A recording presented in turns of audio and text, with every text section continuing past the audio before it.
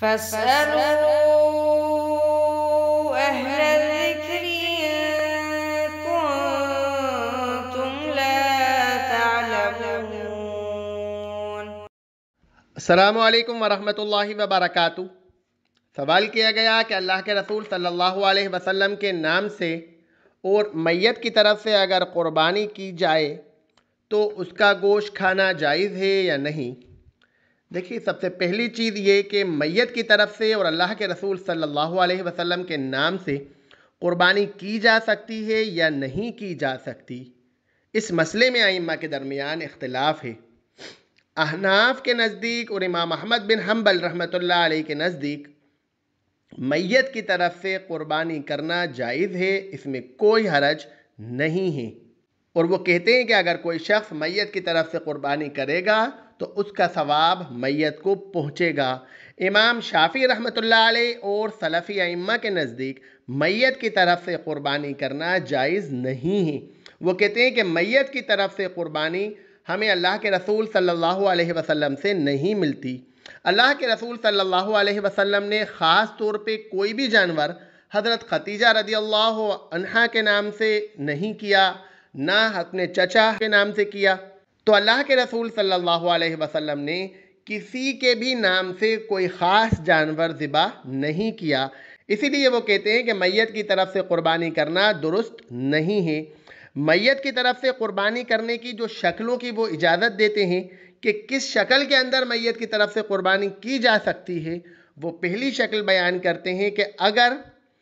میت نے وصیت کری ہو کہ میرا جانور ذبح کرنا، تو اگر استطاعت ہے آدمی کی اور وہ کر سکتا ہے تو پھر وہ میت کی طرف سے جانور ذبح کرے، اس کی قربانی کرے۔ اس حالت کے اندر وہ کہتے ہیں کہ اس کی قربانی کی جائے گی۔ دوسری شکل وہ بیان کرتے ہیں، وہ کہتے ہیں کہ اس طرح سے میت کی طرف سے قربانی کی جا سکتی ہے کہ زندہ شخص کی قربانی ہو اور زندہ شخص کے اندر ثواب میں سب کو شامل کر لیا جائے، جتنے لوگ فوت ہو چکے ان کو بھی شامل کر لیا جائے۔ تو وہ کہتے ہیں اس میں کوئی حرج نہیں ہے، اس طرح سے قربانی میت کی طرف سے کی جا سکتی ہے۔ اس چیز کا عمل ہمیں اللہ کے رسول صلی اللہ علیہ وسلم سے ملتا ہے کہ اللہ کے رسول صلی اللہ علیہ وسلم اپنے نام سے اور اپنے اہل خانہ کی طرف سے قربانی کیا کرتے تھے، اور آپ صلی اللہ علیہ وسلم کے اہل خانہ میں وہ بھی شامل تھے جو فوت ہو چکے تھے، حضرت خدیجہ رضی اللہ عنہا بھی اس میں شامل تھیں۔ لیکن اللہ کے رسول صلی اللہ علیہ وسلم نے خاص طور پر ایک جانور میت کی طرف سے نہیں کیا۔ اب رہی بات اللہ کے رسول صلی اللہ علیہ وسلم کی طرف سے قربانی کرنا، تو اس مسئلے میں بھی ائمہ کے درمیان اختلاف ہے۔ احناف کے ائمہ اس بات کی اجازت دے دیتے ہیں کہ اللہ کے رسول صلی اللہ علیہ وسلم کی طرف سے قربانی کی جا سکتی ہے، لیکن تو اس مسئلے میں بھی سلفی ائمہ کا یہی قول ہے، امام شافعی رحمۃ اللہ علیہ کا بھی یہی قول ہے کہ اللہ کے رسول صلی اللہ علیہ وسلم کے نام سے قربانی کرنا صحیح نہیں ہے۔ جو ائمہ اس بات کی اجازت دیتے ہیں کہ اللہ کے رسول صلی اللہ علیہ وسلم کے نام سے قربانی کی جا سکتی ہے، وہ ایک روایت پیش کرتے ہیں کہ حضرت علی رضی اللہ عنہ نے ایک مرتبہ 2 مینڈوں کی قربانی کی، تو ان کے شاگرد نے دریافت کیا کہ یہ دوسرا کس کی طرف سے ہے؟ تو حضرت علی رضی اللہ عنہ نے فرمایا کہ یا اللہ کے رسول صلی اللہ علیہ وسلم کی طرف سے ہے، آپ نے مجھے ایسا کرنے کو کہا تھا، اسی لیے میں برابر ایسا کرتا ہوں۔ تو اس حدیث کو بنیاد بناتے ہوئے جو ائمہ اللہ کے رسول صلی اللہ علیہ وسلم کے نام سے قربانی کرنے کی اجازت دیتے ہیں، وہ کہتے ہیں کہ اللہ کے رسول صلی اللہ علیہ وسلم کے نام سے حضرت علی رضی اللہ عنہ قربانی کیا کرتے تھے، اسی لیے ہم بھی اللہ کے رسول صلی اللہ علیہ وسلم کے نام سے قربانی کر سکتے ہیں۔ لیکن یہ حدیث ضعیف ہے،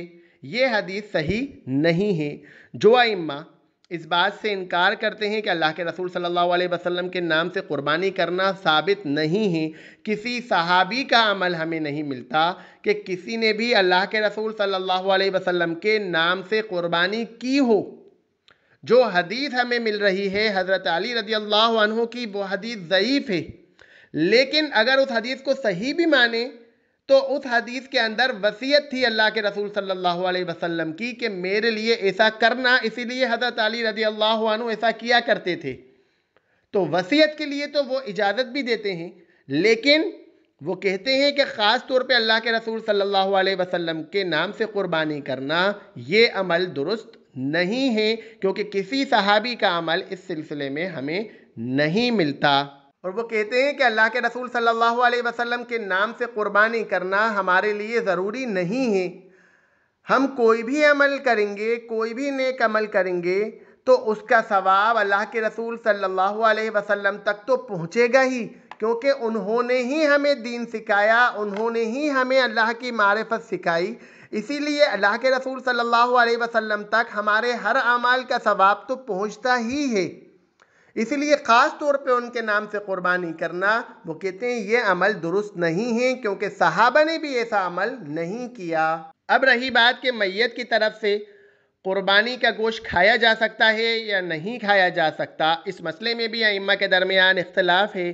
جو ائمہ اس بات کی اجازت دیتے ہیں کہ میت کی طرف سے قربانی کی جا سکتی ہے تو وہ کہتے ہیں کہ اس کا گوشت کھایا جا سکتا ہے، اس میں کوئی حرج نہیں ہے۔ لیکن اگر میت نے وصیت کری ہو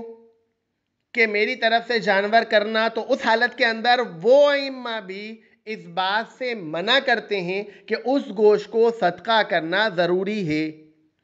حضرت عبداللہ ابن مبارک رحمۃ اللہ علیہ کہتے ہیں کہ میرے نزدیک بہتر یہ ہے کہ میت کی طرف سے قربانی نہ کی جائے، بلکہ اس کی طرف سے صدقہ کیا جائے، اور اگر قربانی کی جائے تو قربانی کرنے والا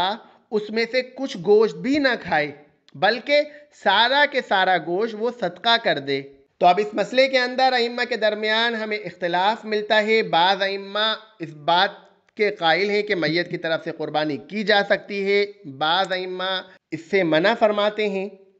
اور بعض ائمہ یہی کہتے ہیں کہ اگر میت کی طرف سے قربانی کی جا رہی ہے تو اس گوشت کو صدقہ کر دینا چاہیے، اس گوشت میں سے کچھ بھی نہیں کھانا چاہیے۔ تو یہی چیز زیادہ درست لگتی ہے کہ اگر کوئی شخص میت کی طرف سے قربانی کر رہا ہے تو وہ اس پورے گوشت کو غریبوں میں تقسیم کر دے، تاکہ مالی عبادت کا ثواب تو میت کو پہنچے گا ہی۔ بالاتفاق تمام ائمہ کے نزدیک اس میں کوئی اختلاف نہیں